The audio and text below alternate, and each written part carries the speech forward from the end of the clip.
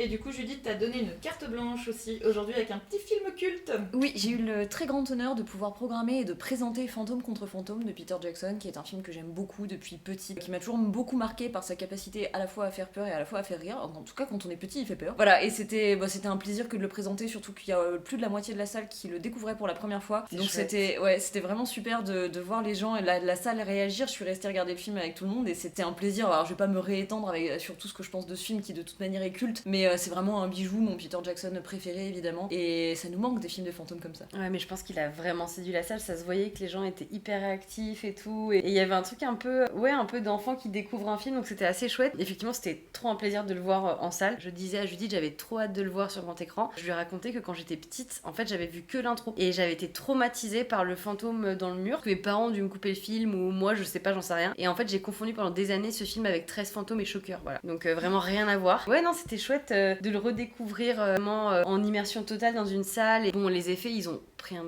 petit coup, il faut dire les termes. Mais ça reste quand même un film assez magique. Et du coup, la combinaison entre Peter Jackson et Zemeckis, je trouve, elle se ressent vraiment dans ce film. Je trouve qu'il y a vraiment un truc, encore une fois, presque un peu naïf, mais pas dans le mauvais sens du terme avec ce film. Ouais, c'est un peu un film doudou, donc c'était trop chouette de le voir en salle. Et je terminerai juste sur une petite anecdote qui est tout simplement la rencontre de Peter Jackson avec un fantôme dans la vraie vie.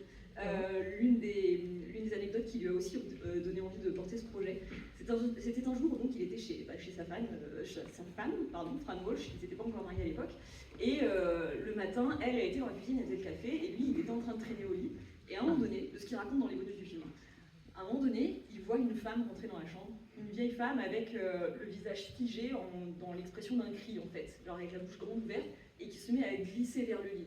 Alors au départ il a fait se dire mais qui êtes-vous? Puis après il se dit mais quand même cette femme elle glisse et puis elle est un petit peu transparente, c'est pas normal.